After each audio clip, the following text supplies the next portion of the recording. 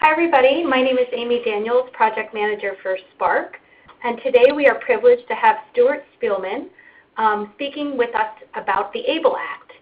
As Senior Policy Advisor and Counsel for Autism Speaks, Stuart Spielman advocates on Capitol Hill and before federal agencies for research and services that can improve the lives of children and adults with autism. He has worked on the passage and implementation of the ABLE Act for the past decade. Stuart holds a Juris Doctor from the University of Wisconsin School of Law and a Master in Laws and Taxation from the New York University School of Law.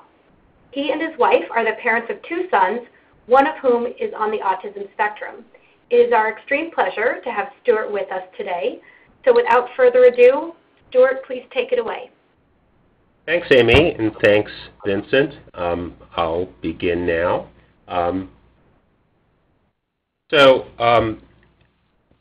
I've summarized the presentation on a single slide, and this slide captures some very important takeaways about ABLE accounts. So what are ABLE accounts? ABLE accounts in some ways are a cousin of college savings accounts. They're similar, but they differ in important respects. And one very important way in which they differ is amounts and contributions to, and most distributions from ABLE accounts are disregarded in determining eligibility for needs-based federal programs such as Medicaid. Now, an ABLE account has very specific eligibility rules. Eligibility for an ABLE account is open to an individual of any age who is blind or disabled, provided that individual's blindness or disability occurred before the age of 26. And also very important, ABLE accounts have tax advantages under federal law and many state laws. Now, I will be returning to some of the material that I've outlined in this overview, but this is my effort at capturing the essence of ABLE. So a little bit of history, maybe in order. So let's go back in time and talk about the origins of college savings plans.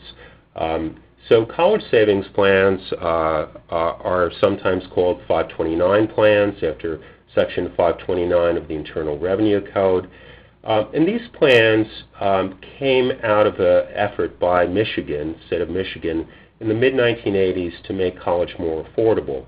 Now, that effort resulted in passage of federal legislation in 1996 establishing Section 529 of the Code. Now, there were subsequent enactments that shaped the 529 programs that are familiar today to many, many people. Now, 529 plans can be used for tuition and other expenses at colleges or vocational schools, and these investments grow tax-free and have other tax advantages. Now, we have quite a bit of history now on 529 plans, and they have provided a convenient and popular means of saving for post-secondary education expenses. I'm talking to you from D.C., and I can tell you that if I take the metro or the bus, I sometimes see advertisements for 529 plans. But of course, not every child, whether that child is disabled or not, goes to college. And moreover, many children and adults with disabilities have very significant current or anticipated expenses. Planning for those expenses has been a challenge. Now, compounding the usual difficulties of saving is that many people with disabilities, many people with autism, rely on Medicaid and supplemental security income. Now, these programs are means tested, so even a small amount of savings can make an individual ineligible for these benefit programs. This is a disincentive for saving, and it puts individuals in something of a bind. They want to provide for the future, but at the same time they're very leery about jeopardizing benefit programs like SSI and Medicaid. Now, it is unfortunate that people with disabilities are at risk for poverty.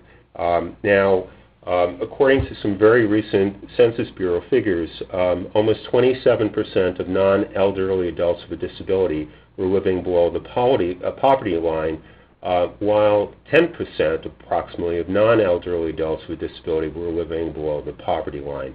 The Census Bureau is looking at income poverty, but resource poverty, having the wherewithal to deal with a financial crisis or expenses is another real concern for people with autism and other disabilities.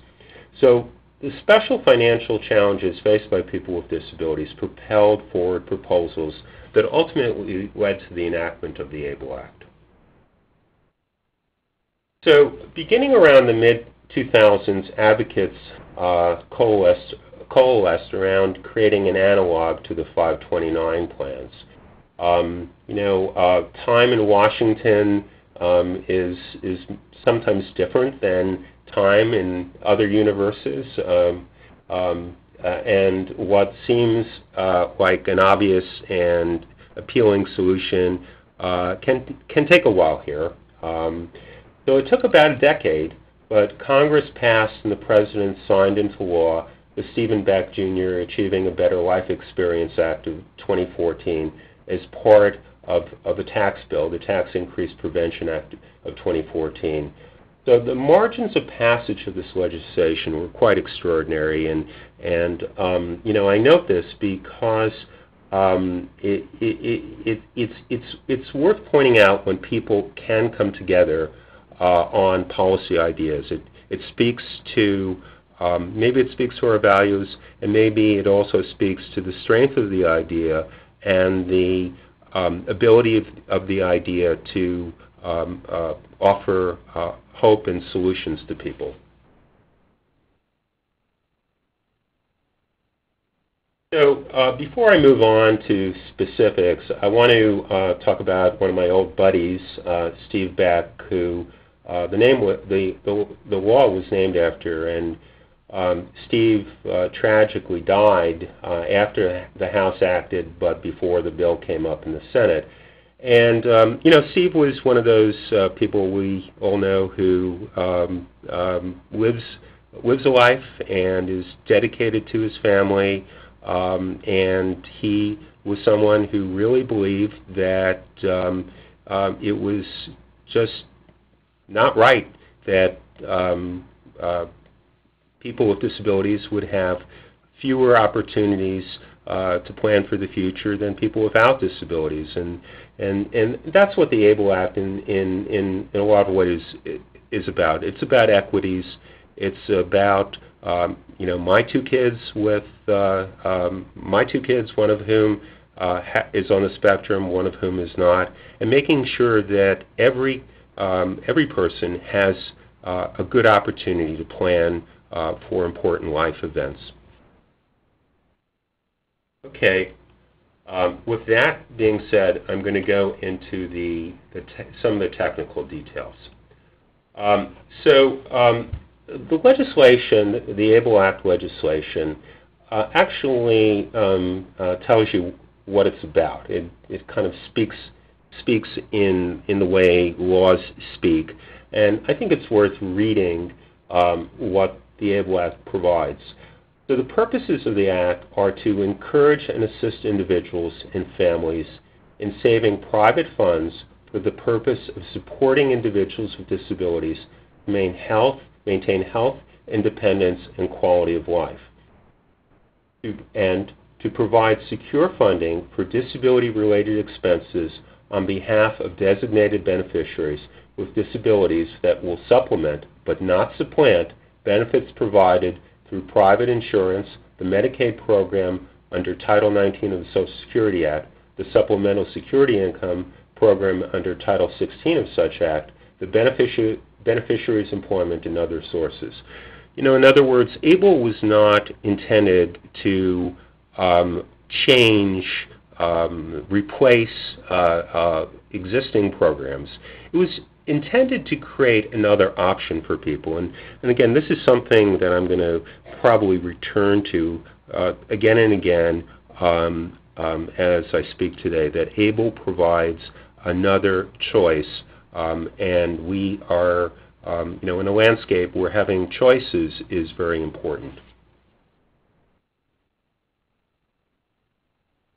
So what does the ABLE Act do? What are the technicalities of the Act? Well, the Act authorizes states through Section 529 Cap A of the Internal Revenue Code to establish ABLE programs.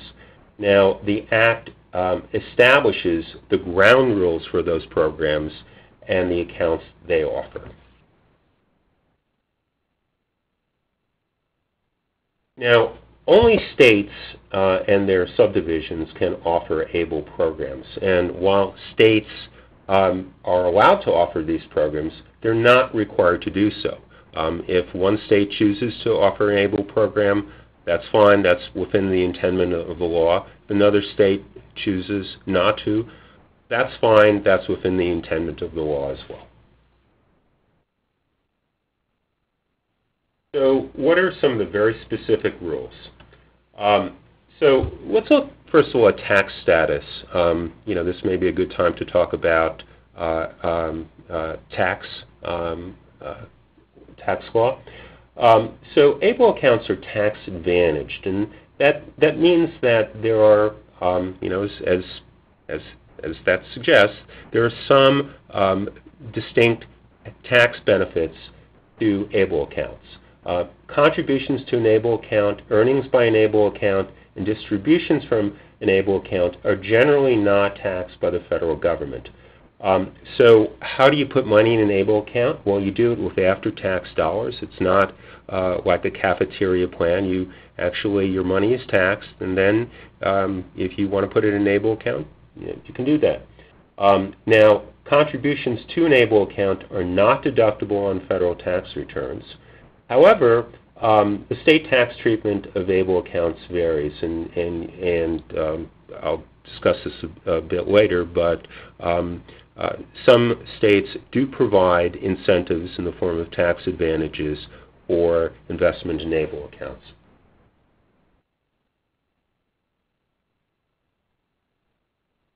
Now, forgive this slide, it's got a lot of material, but there are some very specific rules regarding non-tax considerations on ABLE accounts.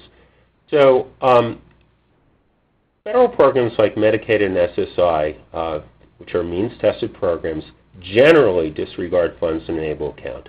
A beneficiary will not lose eligibility for these programs regardless of the balance in the beneficiary's ABLE account. And beyond these rules, there is some considerable nuance. Both the Centers for Medicare and Medicaid Services, which administers Medicaid, and the Social Security Administration, which administers SSI, have issued guidance on these accounts. I'm certainly not going to go into the details, the extensive details on this guidance, but I want to bring up some broad points. First of all, I noted that eligibility is not affected, but balances up to, ABLE account balances up to and including $100,000 are excluded for SSI. Now, $100,000 is quite a bit of money, and as I'm going to mention in a while, even if you wanted to have $100,000 in an ABLE account, it would take a while to do so under some other rules that apply to ABLE accounts. Balances in excess of $100,000 are countable resources and may result in suspension of SSI benefits, but not the loss of SSI eligibility. So, please keep in mind the distinction between eligibility and suspension of benefits. You remain eligible for your SSI under special ABLE rules, even if you have lots of money and your SSI check is not coming in the mail. Now, distributions from ABLE accounts for qualified disability expenses, this is a term term of art, are not counted for Medicaid. Distributions from ABLE accounts for these expenses are generally not counted for SSI, but there is a special rule for distributions for housing. Distributions for housing are counted if retained into the month following the month of receipt. I did say that these rules were somewhat technical, and they are. So, for example, if a beneficiary took a distribution from that beneficiary's ABLE account to the beneficiary's checking account and didn't pay the housing expenses until the next month, the distribution would be counted in determining resources for SSI. And that could affect the size of the SSI check. Many means-tested state programs also disregard funds in an ABLE account. So again, there's a distinction. There are federal means-tested programs, and there are some state-tested means-tested programs. So the interplay of ABLE and these state programs is a matter of state law, and it's always worth checking with the state authorities on how ABLE accounts work in a particular state. So, who owns an ABLE account? So, ABLE account is owned by the person with a disability who's the beneficiary of the account. And I can tell you that this is something that we were all mindful of when we were working on, with ABLE. We saw ABLE accounts as a way to empower people with disabilities, and so the ownership aspect goes for the individual with a disability. It's attached to the individual with a disability. Now, this is a difference from college savings accounts. The student can own a college savings account, a parent. With ABLE, ownership only goes with the person with the disability. Now, we're also mindful that some individuals with disabilities may have difficulty controlling ABLE accounts. So a person with signature authority can establish and control an ABLE account for a beneficiary who is a minor child or is otherwise incapable of managing the account.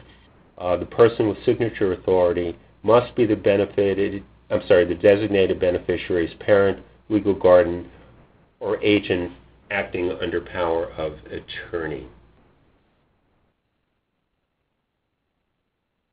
So, some investment rules, and again, these are technical rules, but they're worth going into. So, an individual, a beneficiary, may have only one ABLE account.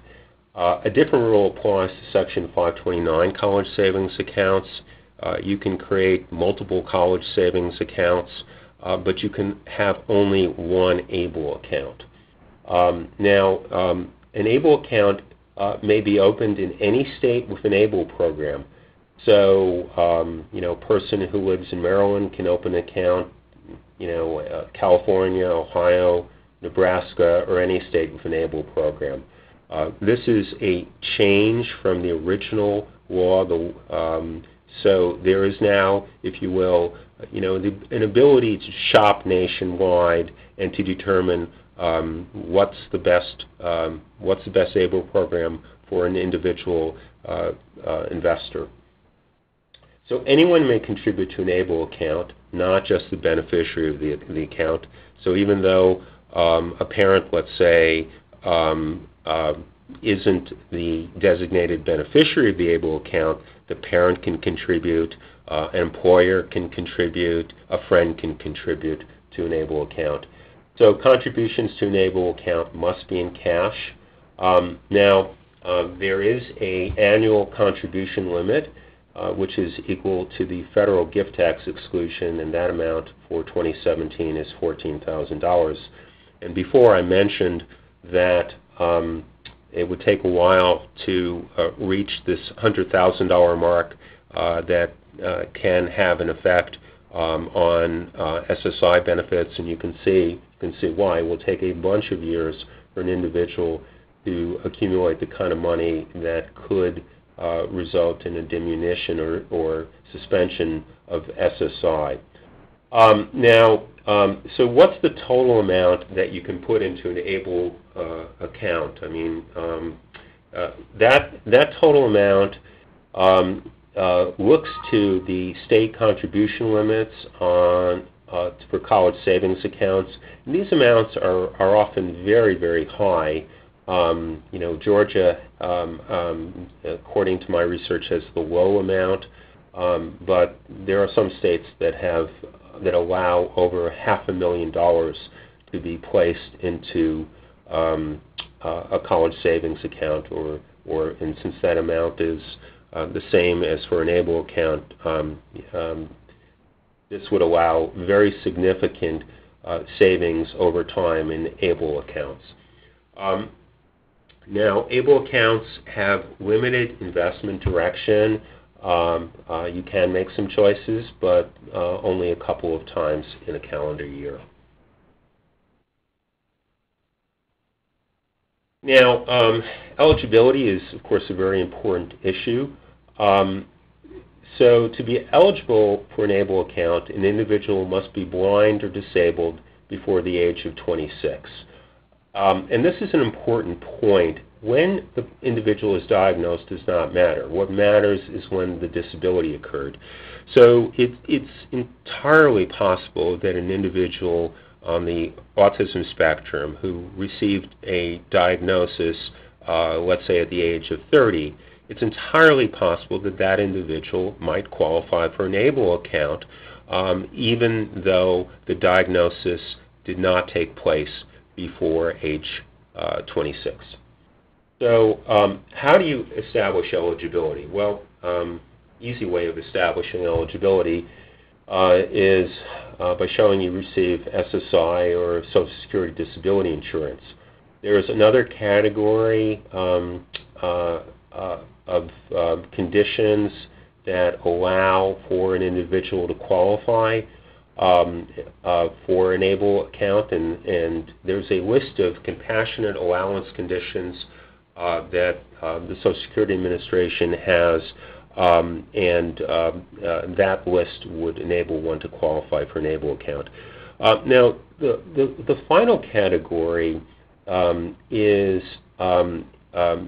one that I think deserves considerable mention, and it's one that would apply to many children who, perhaps because of parental income, are not on Social Security. So there is a way to get eligibility through physician certification. The physician has to certify in writing that an individual is blind or has a medically determinable physical or mental impairment that results in marked and severe functional limitations and is expected to result in death, or has lasted or is expected to last not less than 12 months. That's the statutory standard. Now, the Social Security Administration has a disability blue book that lists some of the qualifying conditions for disability. Now, ASD is one of the conditions listed in the blue book. I'm going to read this information. So the Blue Book requires medical documentation of both qualitative deficits in verbal communication, nonverbal communication, and social interaction, and significantly restricted repetitive patterns of behavior, interests, or activities. It also requires extreme limitation of one or marked limitation of two of the following areas of mental functioning: understanding, remembering, or applying information, interacting with others, or concentrating, persisting, or maintaining pace, or adapting or managing oneself. So what would happen, what could very well happen for a lot of individuals who are interested in opening an ABLE account, and who, let's say, are trying to open an ABLE account for a minor child, would be a parent would go to a physician and ask the physician to certify that the child met the conditions that would enable the child to qualify for an ABLE account. So these are the eligibility tests. I'm going to talk in a little bit about how states apply ABLE, and the good news is that this highly technical stuff is broken down in very understandable ways on state websites, I'm giving an overview here of eligibility, but fortunately there's a lot of assistance in guiding through this process.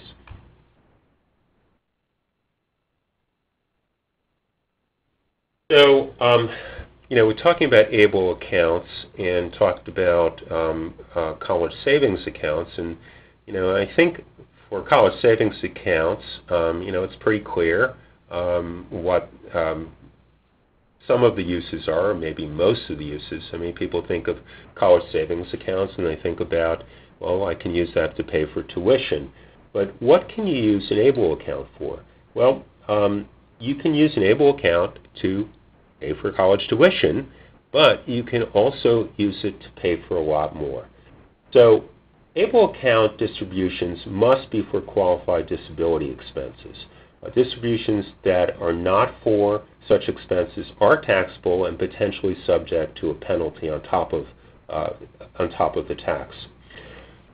Qualified disability expenses are expenses that relate to the beneficiary's blindness or disability and are for the benefit of that designated beneficiary in maintaining or improving his or her independence, health, or quality of life. Now, there is a long list of specific expenses that the ABLE Act identifies, and I'll go through them. Expenses for education, housing, transportation, employment training or support, a job coach, for instance, assistive technology, purchasing a speaking device, for instance, personal support services, health, prevention and wellness, financial management and administrative services, legal fees, expenses for oversight and monitoring, funeral and burial expenses, and other expenses that may be identified in future IRS guidance. Now, qualified disability expenses, and this is an important point, include expenses for items that may benefit others in addition to the eligible individual. For example, expenses for a smartphone could be considered qualified disability expenses if they are an effective and safe communication or navigation aid for a child with ASD. And of course, smartphones can be used for a number of different purposes. I would think that for a person who has mobility impairments, a van that would transport the person could be useful, could be a qualified disability expense, even though that van might also transport another individual with the person, along with the person with the disability. So, the rules that are being established, I think, have shown significant flexibility. They've gone beyond a strict medical necessity standard to talking about things that will benefit individuals with disabilities, benefit people with autism in their daily lives. So one of the things I want to talk about are just two provisions of ABLE that are noteworthy. And there's a rollover provision that allows an individual who sets up an ABLE account in one state to move that money into another state. And this is, I think, of special importance now when we have a number of programs open, and there will be other programs opening in the future. So some individuals may wonder,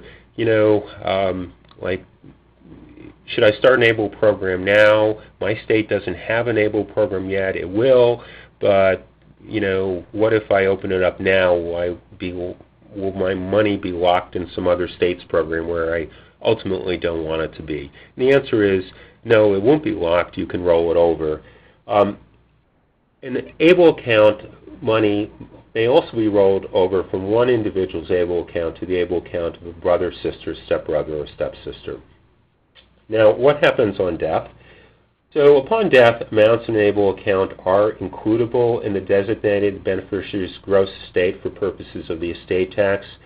And states may file a claim for the amount of medical assistance paid for the designated beneficiary under the state's Medicaid plan after the ABLE account was established. This is called the Medicaid payback provision, and it is a feature that people have, when I've spoken, sometimes brought up, as a concern. It is a feature of these accounts. It is, also a feature of some trust accounts. It's not just an ABLE account feature. But I can, I can say that, some people have expressed concern about this particular feature. So let's talk about ABLE in the states and where we are now. As I mentioned before, ABLE programs are state programs, even though the law is even though there is a federal law. The federal law really creates a framework in which the states may operate. So 49 states in the District of Columbia have passed ABLE laws, and that's quite remarkable when you consider that the ABLE Act became law less than 3 years ago, at the end of 2014. In just 3 years, we've had 50 entities, the district and 49 states pass laws. That's rocket speed, very, very quick action. Now, we see the state laws as differing. Some authorize a state ABLE program. Others don't authorize a state program, but facilitate investment in ABLE accounts. And just two examples of this. Utah allows a credit for 5% of the total qualified contributions made to an ABLE account. That's a nice financial incentive. Now, North Dakota, I believe, is not immediately planning on opening an ABLE program, but it does provide some resources, some information, and it has protected ABLE accounts from being considered by state and local means-tested aid programs.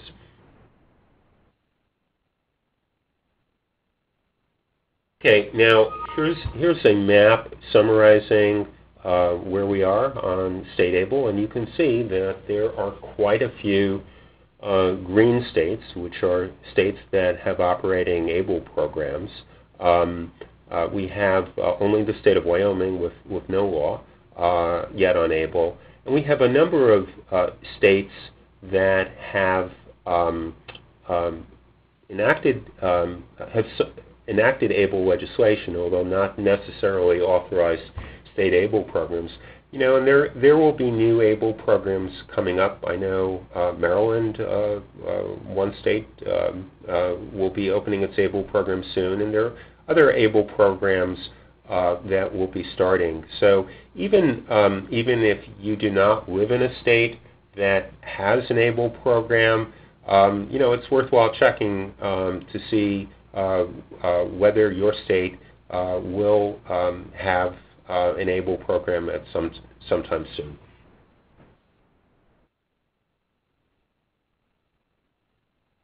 So, just as an example, and I think that I think it's important to sort of see what these websites look like, because these are online programs, and they're really designed around the web, and the interface I think is important for any number of reasons. One thing I like about the interfaces on these programs is that they, they kind of speak to, well, I'll speak personally, they kind of speak to me as a parent, as a parent of a special needs kid.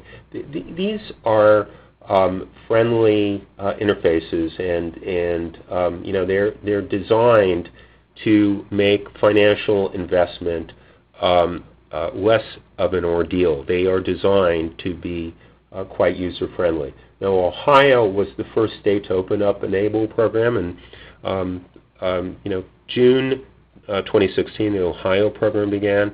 So, we've seen just in June 2016, Ohio's the first state, and now we have 26 states. So,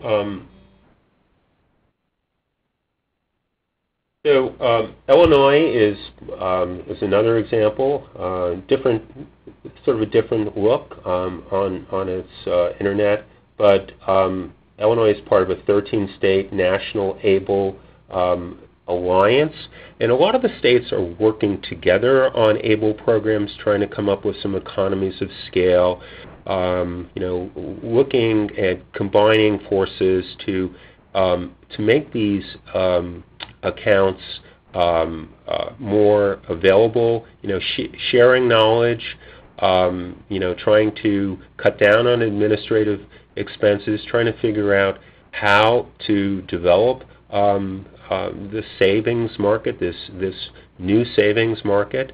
So I think that's one of the developments that, again, I find encouraging, because it shows the strong commitment that a lot of states are making to collaboration on savings for individuals with disabilities. So some features of ABLE accounts, I've already mentioned online enrollment. There are multiple investment choices. You can, just like your 401k, you can choose how much risk you want to bear. But unlike a lot of savings accounts, these accounts are really very friendly to small investors, low minimum deposits, low maintenance fees, easy access to funds, and one of the advantages of these accounts is that unlike with the trust, you don't have to file tax returns if the money is used properly for qualified disability expenses. So, where are we? What's the landscape like in the relatively short period of time since ABLE accounts went live back in June 2016? So, as of this June, which is, about 1 year, there were over 10,000 accounts opened with $37 million in assets. You can see a growth of several thousand accounts from just March of 2017. And this data, by the way, is from the firm Strategic Insight. But by comparison, in June of this year, there were 13.1 million 529 accounts with $300 billion in assets. So an extraordinary amount of money in 529 accounts. Well, ABLE, of course, is the new kid on the block. But these accounts are showing encouraging growth as far as asset investment. So future directions. There are 3 bills pending that would make ABLE accounts more usable, more friendlier than they are now. One is the Able to Work Act of 2017. It would allow increased savings by an individual with disability who works, and would also allow ABLE beneficiaries to qualify for the existing Savers Credit. Now, the ABLE Financial Planning Act would allow families to roll over savings from a college savings account into an ABLE account. Under current law, you can't do that. You first have to cash out your 529 and then put the money in an ABLE account. You shouldn't be subject to a penalty if, let's say your kid has a diagnosis and you're worried whether college savings account is the best thing. You can't directly roll it over. You actually have to cash it out first. The Able Financial Planning Act would allow direct rollovers. Able Age Adjustment Act, also very important, would raise the age limit for able accounts from 26 to 46. So this would allow an individual who, let's say, had an automobile accident at age 30 to be eligible for an able account. So I'm going to conclude with a question.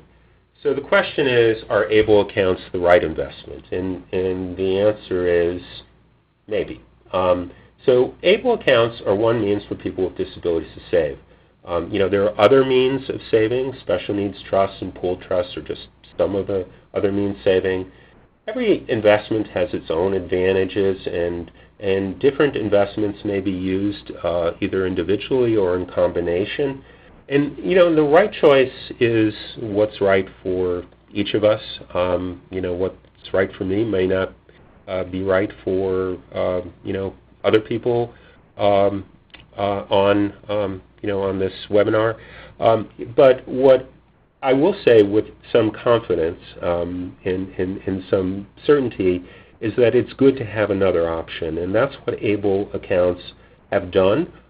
They've provided our families, families in the autism community and families in the disability community with another choice. And so I will go out on a not much of a limb by saying this is something that I think people with disabilities and families should study and make a decision.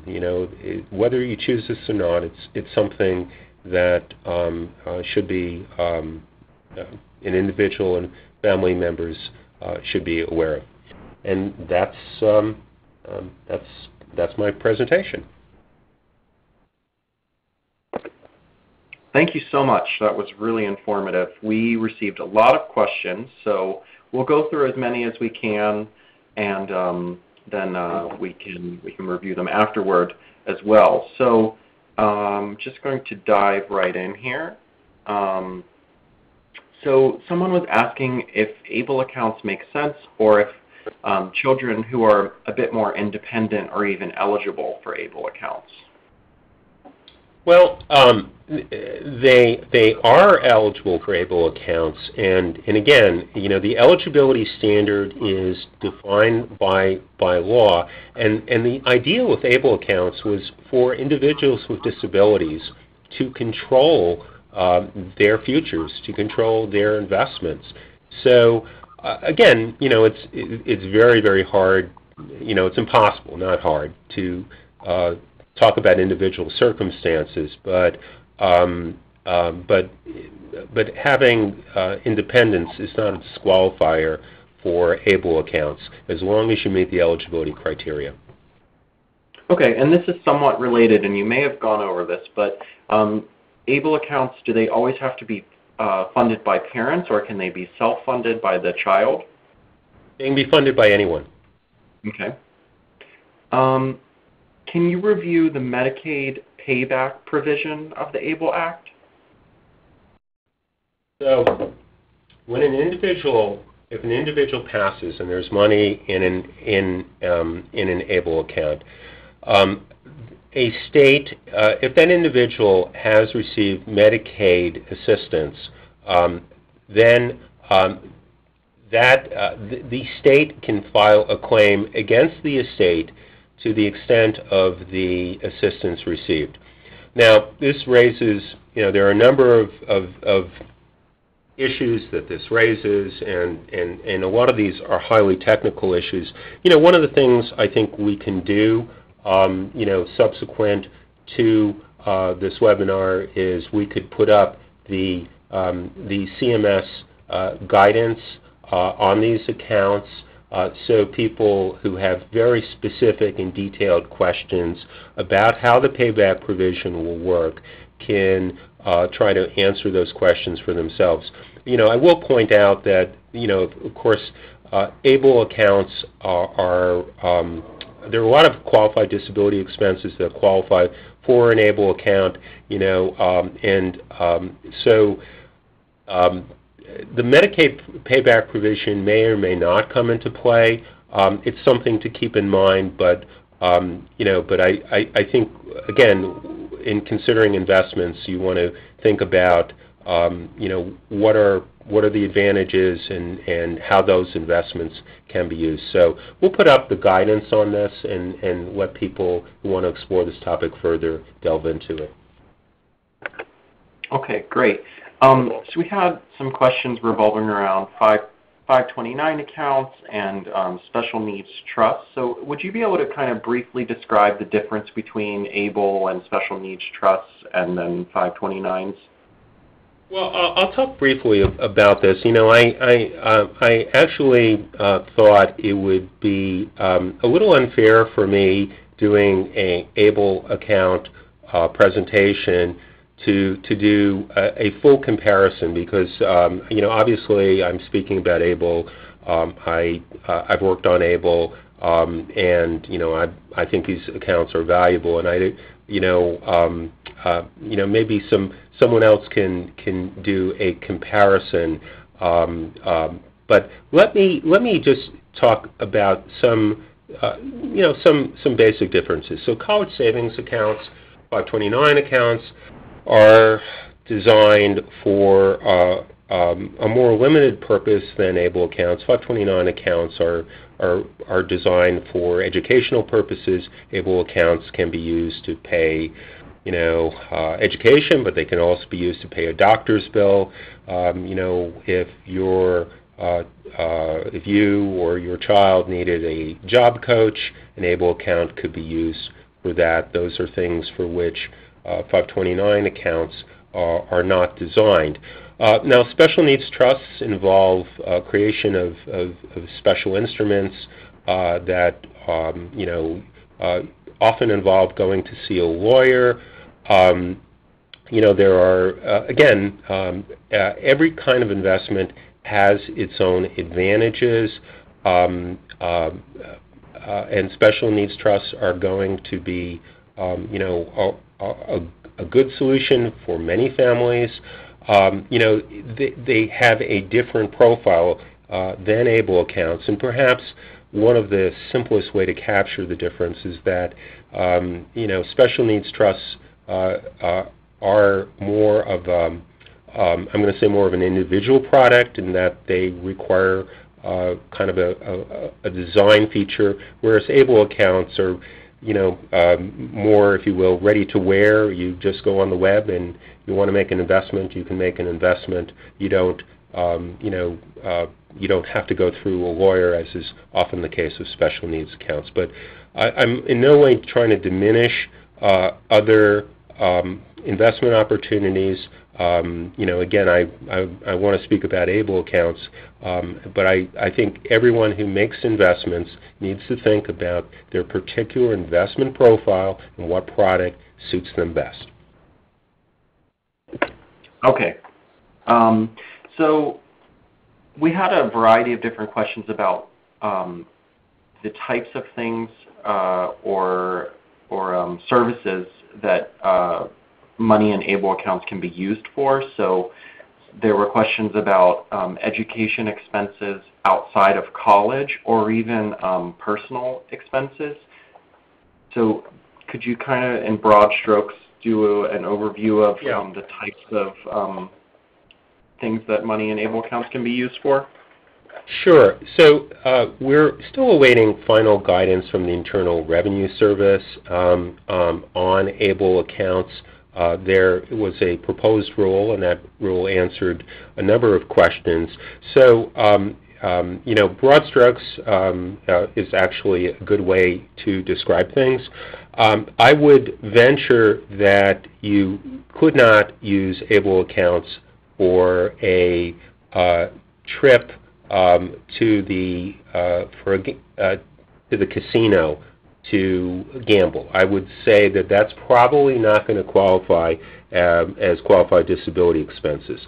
But there are many things for which ABLE accounts, again, with the caveat that we don't have final guidance, would work for. I mentioned things like a job coach. I talked about a specific example in the proposed rules about smartphones.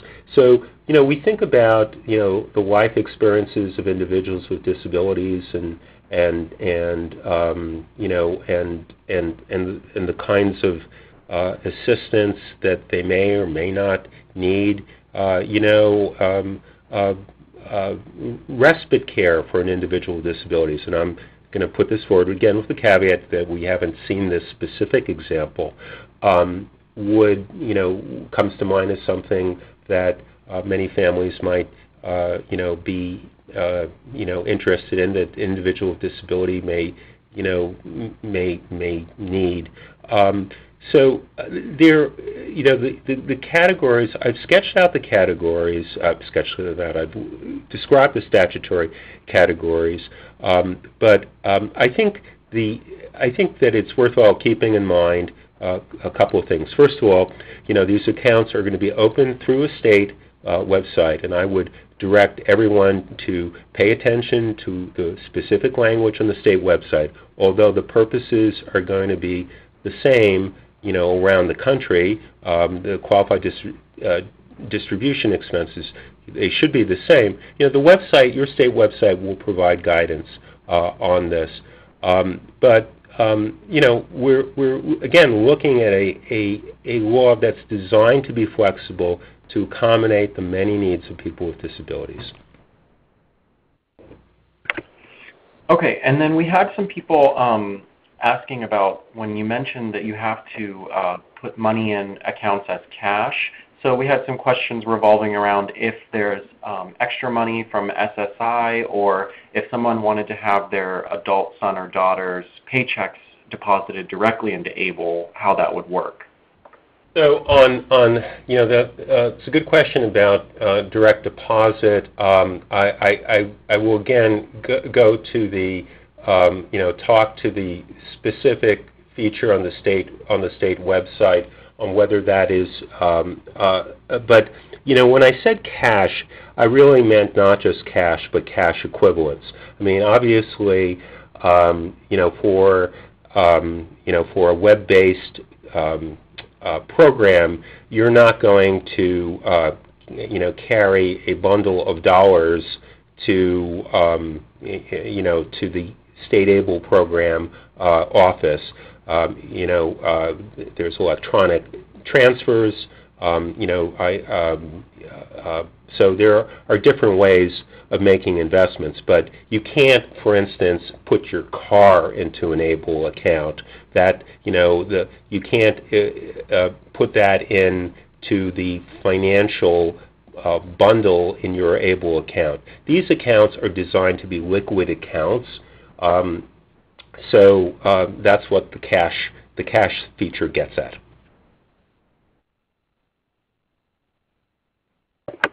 Okay. Let's see here. There were quite a few questions about transferring money from 529s to ABLE accounts, and you may have covered this, but I see a couple related to this here. So, there's a proposal now pending, and I noted this towards the end of the presentation, that would allow a direct rollover. Right now, you can't do that with, so, as things stand today, if you have a 529 account for, let's say, your child, and you're concerned about the utility of the account, and you want to consider putting the money in an ABLE account, what you would have to do would be to cash out the 529 account.